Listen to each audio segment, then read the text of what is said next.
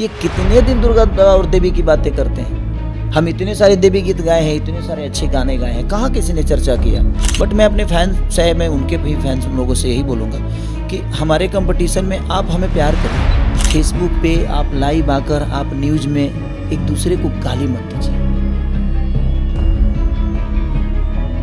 सब लोग मुझे प्यार नहीं कर सकते, सब लोग उनको प्यार नहीं कर सकते। हर आदमी के अलग अलग फैन फॉलोइंग है। नमस्कार, आप लाइव सिटीज देख रहे हैं। आपके साथ मैं हूं वसीम खान। जीवन एक संघर्ष है और खेसारी लाल यादव हमारे साथ हैं। लगातार संघर्ष करते रहे। हम इनसे बात करेंगे संघर्ष 1, जिसमें एक बेटी को आपने आईपीएस अधिकारी बनाया, और एक भ्रम जो एक पिता जो सोच रहे थे, पिता और बेटे और बेटी का भेद, वो ख़त्म किया। संघर्ष 2 में ऐसा खास क्या है खेसारी जी? संघर्ष 2 भी सेम है।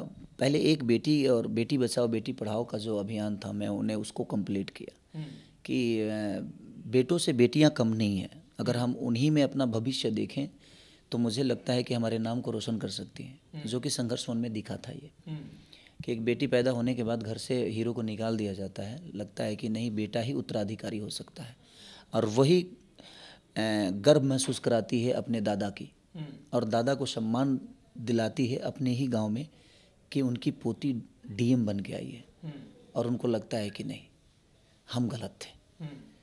तो एक सोच को हमने मारा था उसमें। इसमें ऐसा है कि आजकल हमारे बच्चे हमसे ज़्यादा कनेक्ट मोबाइल से हो गए हैं। हमारे इमोशन से ज़्यादा, हमारे मोहब्बत से ज़्यादा उनको प्यार मोबाइल से है। हर घर का ये कहानी है कि जब आदमी घर कहीं से ऑफिस से जाता है या कहीं से जाता है तो बच्चे सबसे पहले मोबाइल मांगते हैं, या हम खुद से ही दे देते हैं, बेटा तंग मत कर, ले ले। जबकि जब ये मोबाइल नहीं था ना, तो हम जब वो तंग करते थे तो हम उनके साथ खेलते थे। तो हमारी इमोशन, जैसे कि मैं अपने पापा के साथ खेला हूँ, तो मुझे पता है कि नहीं, बाप की मर्यादा क्या होती है, बाप का मतलब क्या होता है। लेकिन आज हम बाप का मतलब बता ही नहीं पा रहे अपने बच्चों को। तो वो गेम के तहत उनको गेम चाहिए, तो वो गेम में इतने उलझ गए हैं ना कि हमारे इमोशन से बहुत दूर होते जा रहे हैं। उसी बेस पे मैंने ये कहानी की है कि हम गेम को हटाकर खुद को प्रेजेंट करें गेम की तरह अपने बच्चों को, तो शायद वो हमसे खेलना शुरू कर देंगे। और जब हमसे खेलेंगे ना, तो शायद बुढ़ापा में कभी ये एहसास नहीं होगा कि हमने बेटा पैदा करके गलत किया। अच्छा, मूवी जिस तरीके से आप बता रहे हैं, एक मैसेज देने की कोशिश है, मगर एक खबर जो खूब चल रहा है, आज आपने प्रेस कॉन्फ्रेंस में भी उस बातों को रखा कि जान जोखिम में डालना पड़ा।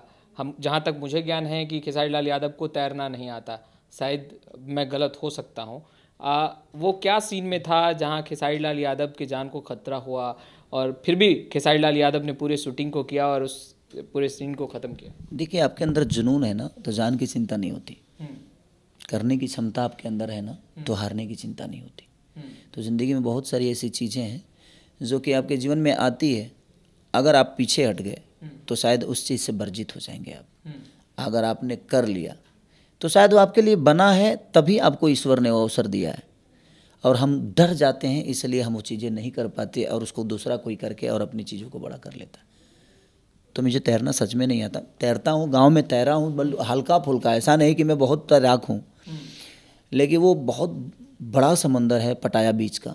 और बीच में मुझे वो पानी वाली बाइक जो होती है, उस पे मुझे विलेन को उसी पे बैठ के पीछा करना था। अच्छा। और मेरे पीछे कम से कम 20 और भाई मेरे पीछा कर रहे हैं, तो मुझे फास्ट भी उतना ही चलाना था। बट मैं कभी चलाया नहीं, कभी ऐसा देखा नहीं, मेरे जीवन में अवसर आया नहीं, मैं सीखा नहीं।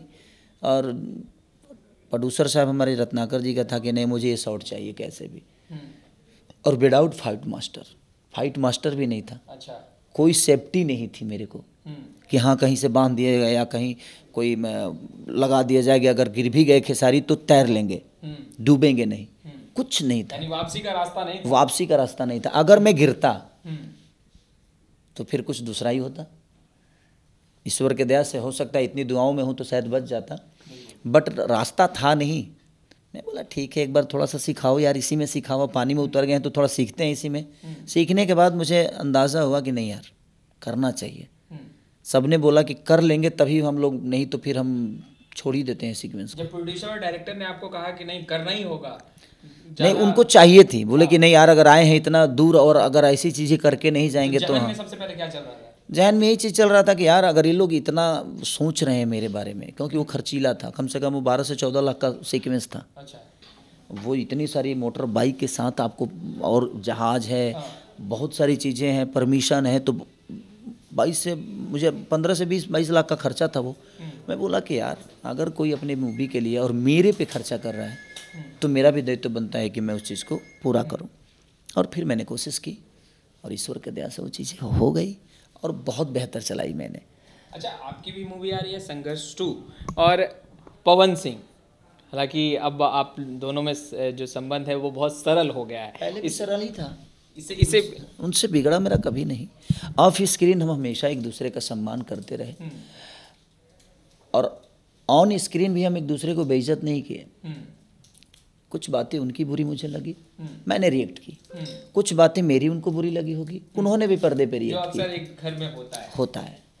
मगर सवाल यह है कि उनकी भी मूवी आ रही है और उन्होंने स्पष्ट रूप से कहा कि खेसारी लाल यादव की जो मूवी संघर्ष 2 आ रही है मेरे छोटे भाई की, जहाँ भी लगेगा वो जाएंगे देखने और उस मूवी को देखेंगे। आप हर हर गंगे जो पवन सिंह जिसने आप अपने बड़े भाई बताते हैं उनकी मूवी देखने जाएंगे? अगर वो जाएंगे तो हम क्यों नहीं जाएंगे, क्योंकि वो बड़े हैं मेरे से, पहले वो रास्ता बनाएंगे, उसी रास्ते पे हमको भी चलना है। यानी पहले पवन जी को जाना होगा। अब ऐसे देखिए, उन्होंने बोला है ना कि सबसे पहले मैं जाऊंगा, तो मेरे बड़े भाई हैं, वो रास्ता बनाते हैं तो हम लोग कोशिश करते हैं कि उनके आसपास हम भी रहें। तो वो बड़े भाई हैं और उनका सम्मान हमेशा मैं जीवन में किया हूँ और आजीवन मेरे लिए बड़े ही रहेंगे। मगर रास्ता बनाना होगा। आज देखिए, आज मैं कहाँ हूँ वो कहाँ है ये मायने नहीं रखता, वो तो एक कद है, जो जितना मेहनत करता है ईश्वर उसको उतना दे देता है। मेरे पास संपत्ति कितनी है, मेरे पास ये है, मेरे पास वो है, मेरा स्टडम उनसे बड़ा है, ये अलग विषय हो गया। लेकिन एक रिश्ता जो होता है ना, उसमें स्टडम नहीं होता है, उसमें एक रिश्ता होता है और एक बड़ा और छोटा का होता है, एक पिता और पुत्र का होता है, एक माँ एक बेटे का होता है। तो रिश्तों में कभी बड़ा छोटा नहीं होता, वो एक सम्मान होता है। हाँ, स्टारडम में इंसान छोटा से मान के चले कि बच्चन साहब से बाद में आए शाहरुख खान, लेकिन आज बच्चन साहब से ज़्यादा पैसे वाले हो गए। एक स्टारडम के मामले में बच्चन तो कभी नहीं बने, लेकिन हाँ उनका एक अलग लेवल है। तो सबका एक अलग लेवल है। जैसे पवन सिंह खेसारी लाल यादव नहीं बन सकते, उस तरह खेसारी लाल यादव पवन सिंह नहीं बन सकते। सबका अपना जॉनर है। वो गायकी अच्छा करते हैं, मैं नाचता अच्छा हूँ, वो और क्या अच्छा करते हैं सबको पता है। मैं भाई कोशिश करता हूँ, मैं एक्टिंग अच्छा करता हूँ, मैं बॉडी अच्छी बनाने की कोशिश करता हूँ। तो मैं मेरी कोशिश, उनकी जो कोशिश है वो अपनी कोशिश में कामयाब है, मैं अपनी कोशिश में कामयाब हूँ। तो हम दोनों का जॉनर कहीं ना कहीं, ना वो मुझे मैच कर पाएंगे और ना मैं उनको मैच कर पाऊंगा, क्योंकि वो पॉसिबल है ही नहीं। तो मेरा कंपटीशन पर्दे पे ही होता है। कि मेरे कहने का मतलब कि वो अपने गायकी से कंपटीशन देते हैं, अपने एक्टिंग से देते हैं, मैं उनको कंपटीशन अपने गायकी, अपने एक्टिंग, अपने डांस, अपने बॉडी, तो हर जगह से मैं भी कोशिश करता हूँ कि मैं उनको किससे कंपटीशन करूँगा, उनके अलावा कौन है जो मैं कंपटीशन करूँ। वही तो है जो लड़ने लायक है। अच्छा, तो लड़ने के लिए देखिए, अब दिनेश भैया से मैं लड़ता नहीं। दिनेश भैया का एक अलग जॉनर है। क्यों, एक्चुअली है क्या कि उस आदमी का बहुत बड़ा योगदान है मेरे जीवन में, मैं उनसे नहीं लड़ता। इसलिए नहीं लड़ता कि मेरी पहली फिल्म जब रिलीज़ हो रही थी तो उन्होंने 25 लाख रुपए दिया था रिलीज़ करा। हाँ, 25 लाख उन्होंने दिया था आलोक भैया को कि रिलीज़ करिए। तो मेरे जीवन में दिनेश भैया का एक अलग लेवल है और मैंने कभी उनको अपना प्रतिनिधि बनाया ही नहीं। तो मुझे किसी न किसी को प्रतिनिधि तो बनाना ही पड़ेगा। तो पवन जी आज मोदी जी लड़ रहे हैं तो राहुल गांधी हैं तभी तो लड़ रहे हैं वो। आज राहुल जी लड़ रहे हैं तो मोदी जी हैं तभी तो लड़ रहे हैं। तो मेरे जीवन में किसी भी विषय में, चाहे वो बिजनेस का हो या राजनीति दौर हो, दुनिया के किसी भी कोने में जाइएगा, कंपटीशन जब तक आपके जीवन में नहीं है तब तक आप कामयाब नहीं हो सकते। आप अकेला चना भाड़ नहीं फोड़ सकता, अकेला खेसारी भोजपुरी को नहीं ऊपर लेकर जा सकता है। हम सबका सहयोग होगा और हम एक दूसरे से जब पर्दे पे कंपटीशन करेंगे तभी हम एक दूसरे को देखकर, वो उन्होंने ये किया इससे बेहतर मुझे करना है, अच्छा खेसारी ने ये किया मुझे इससे बेहतर। तो हम क्या करते हैं, जब हमें पर्दे पे कंपटीशन रखना ही पड़ेगा। बट मैं अपने फैंस से, मैं उनके भी फैंस लोगों से यही बोलूँगा कि हमारे कंपटीशन में आप हमें प्यार करिए। आप फेसबुक पे आप लाइव आकर आप न्यूज़ में एक दूसरे को गाली मत दीजिए, क्योंकि अगर आप गाली देते हैं ना तो सिर्फ आपको लगता है कि आप गाली दे रहे हैं और आप किसी एक को दे रहे हैं, लेकिन सुनता बहुत लोग है उसको। फैंस की क्या गलती है? आप लोग भी तो लाइव आ जाते हैं खेसारी जी, आप भी लाइव आ जाते हैं, पवन जी भी स्टेज पे जब परफॉर्म करते हैं तो पब्लिकली कुछ भी बोल देते हैं। खैर वो बात की बात है, मगर हाँ। लेकिन हम गाली तो नहीं देते ना एक दूसरे को। हाँ। बोलना अलग विषय हो गया, आप अपनी बातें रखिए ना, मैं कहाँ किसी को बोल रहा हूँ कि आप मत रखिए। बातें रखने के तरीका बहुत सारे होते हैं। इस होटल में आने के लिए एक ही रास्ता है, बहुत सारे रास्ते हैं। अब हम एक ही रास्ता जानते हैं तो हम एक ही रास्ते पर लटके हुए हैं। बट नहीं उठता है कि आप बोलते बहुत हैं और यही कारण है कि खेसारी लाल यादव का दिल साफ है, जो आता है बोल देते हैं, चिंता नहीं करते पीछे क्या होगा आगे क्या होगा। ऐसे ही बताइए, चिंता तो वो करता है जो झूठा होता है, डरता तो वो है जो गलत है। मैं गलत नहीं हूँ और मैं साबित कर दूंगा कि मैं गलत नहीं हूँ। ऐसा नहीं है कि मैं बोल इसलिए देता हूँ कि मेरे मन में जो देखिए, जो दिल में है वही जुबान पे है, जो दिमाग में है वही जुबान पे है, जो आत्मा में है वही जुबान पे है। इसीलिए सारी चीज़ें सच निकल जाती है और सच लोगों को पचता भी नहीं है। तो ठीक है, सब लोग मुझे प्यार नहीं कर सकते, सब लोग उनको प्यार नहीं कर सकते। हर आदमी का अलग अलग फ़ैन फॉलोइंग है, अलग अलग विचारधारा है, उनका जीने का तरीका अलग है, मेरा जीने का तरीका अलग है। मैं कहीं अलग खुश हूँ, वो कहीं अलग खुश हैं। हाँ, हम काम एक ही क्षेत्र में करते हैं, हम एक दूसरे को कंपटीशन इसलिए देते हैं ताकि हम उस कंपटीशन में भोजपुरी का भला करें। अब भला हम कोशिश भी कर रहे हैं, वो भी अपनी तरफ से कोशिश करें, मैं भी कोशिश कर रहा हूँ। इंडस्ट्री में खेसारी लाल यादव अपना कंपटीटर जो है वो पवन सिंह को ही मानते हैं। नहीं, कंपटीटर मैं किसी को नहीं मानता, मैं खुद का कंपटीटर खुद ही मानता हूँ। अच्छा, कंपटीटर में देखिए, कंपटीटर में आपको तैयार होना पड़ता है, आपका कंपटीटर हर तरफ से आपकी तरह होनी चाहिए। कंपटीटर मैं क्यों मानूंगा? हम एक दूसरे को प्रतिनिधि मानते हैं कि हाँ आप ऐसे किए तो मैं ऐसा करूँगा। कंपटीटर नहीं है वो, कंपटीशन नहीं है वो। भोजपुरी को बड़ा करने की एक उनके तरफ से भी कोशिश है, मेरे तरफ से भी कोशिश है, बाकी भी जो भोजपुरी के कलाकार हैं उनके तरफ से भी कोशिश है। तो सब अपने रास्ते अच्छे ही कर रहे हैं, ऐसा नहीं कि कोई गलत कर रहा है, सबका अपना तरीका है करने का। हमारा तरीका कुछ अलग है, हम थिएटर के लिए मूवी करते हैं, कुछ लोग हैं जो टीवी के लिए करते हैं, कुछ लोग यूट्यूब के लिए करते हैं। घर सबका चल रहा है, जो जहाँ है वहाँ खुश है। आपकी मूवी संघर्ष 2 आ रही है, उनकी हर गंगे आ रही है, क्या लग रहा है रेस में कौन आगे जाएगा? ये तो ऑडियंस का डिसीजन है, मेरा इसमें डिसीजन ने कहा पर्दे पर कंपटीशन होता है। यहाँ तो कंपटीशन में क्या बोला, ये कंपटीशन में मैं बेहतर करने की कोशिश किया हूँ। अब ये कंपटीशन मेरे बीच में उनके बीच में रहा ही नहीं, ये कंपटीशन जनता के बीच में है। अब जनता को ये डिसाइड करना है कि जनता एक समाज की तरफ कैसे जाती है, एक मैसेज की तरफ कैसे जाती है। उनके मूवी में जो उनको अच्छा लगेगा उसको ऑफिशियली देखना चाहिए, क्योंकि जितना आप देखेंगे, चाहे वो मेरी फिल्म हो या उनकी फिल्म हो, चाहे किसी की भी फिल्म हो, आप अगर बेहतर फिल्म है तो उसको सपोर्ट करिए। सपोर्ट करेंगे तो उससे क्या होता है कि उसका मैसेज बाहर लोगों में जाता है कि यार एक भोजपुरी की फिल्म है, ये क्या चली है।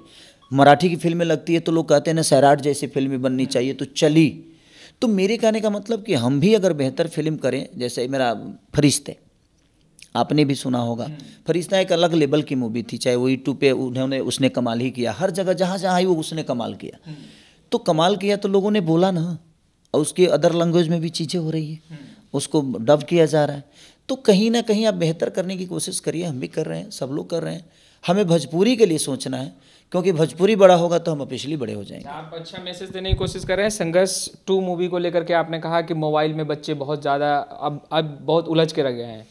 खेसारी लाल यादव अपने बिजी शेड्यूल से वक्त निकालकर अपने परिवार के सदस्यों को कितना देते हैं?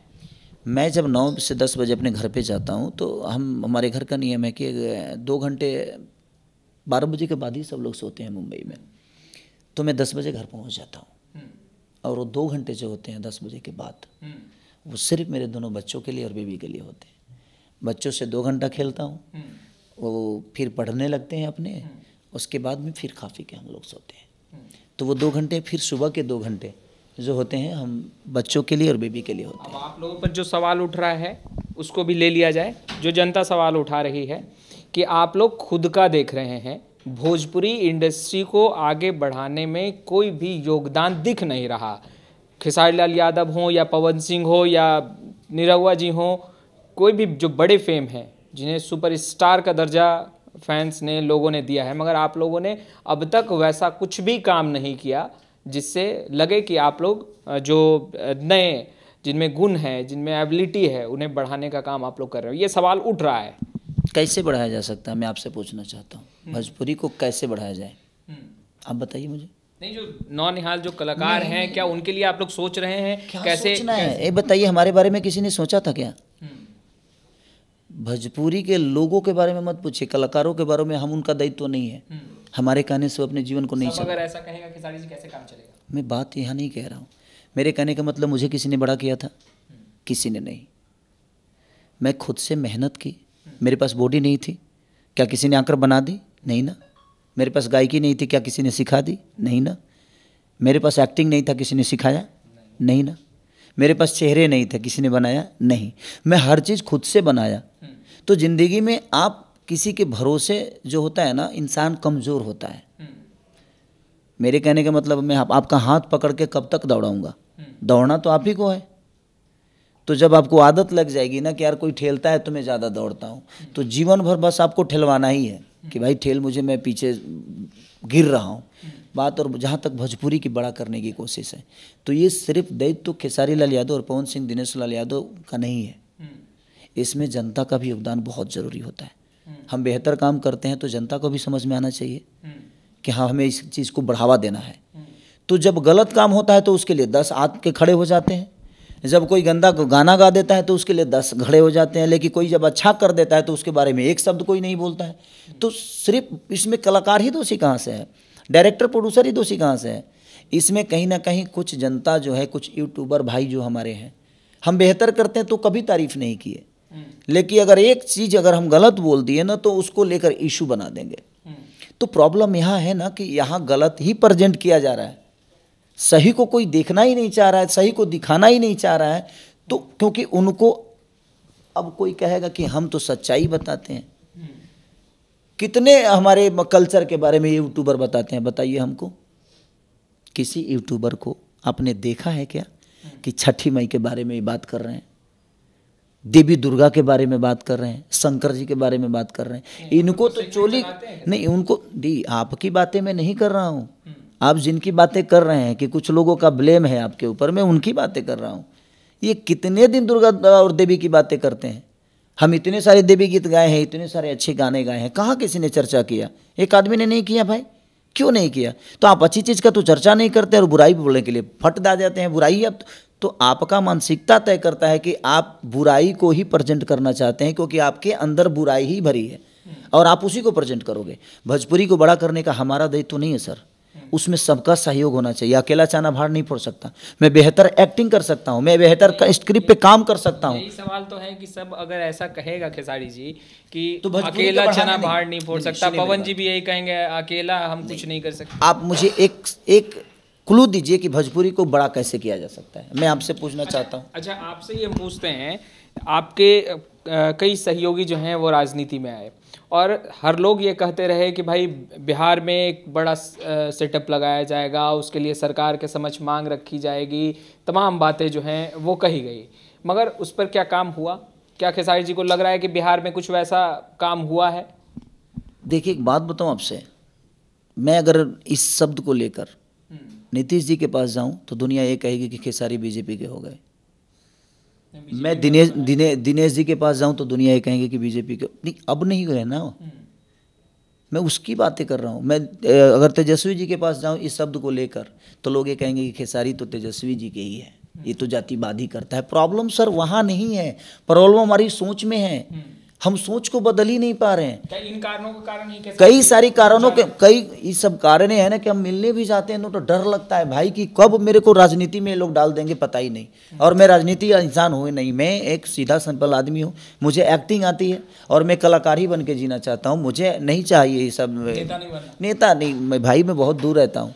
मैं कहाँ संबंध में प्रचार करने चला जाता हूँ, चाहे वो दिनेश भैया के संबंध हो, चाहे रवि जी का हो, चाहे मनोज जी का हो, चाहे पवन जी का हो, चाहे तेजस्वी भैया का हो, चाहे हमारे जितेंद्र भैया का हो या नीतीश जी का हो, किसी एवरीथिंग मेरे जैसे संबंध है मैं उसके लिए जाता हूँ। वो किस पार्टी से मेरे लिए मायने नहीं रखता, वो मेरे संबंध मेरे लिए मायने रखते हैं। मैं उसके लिए जाता हूँ, भले उसके लिए मुझे दुनिया कुछ भी बोले। आना जाइएगा ना पवन सिंह का प्रचार? बिल्कुल बिल्कुल, अगर मुझे वक्त मिलेगा तो मैं बिल्कुल जाऊँगा, काहे नहीं जाऊँगा।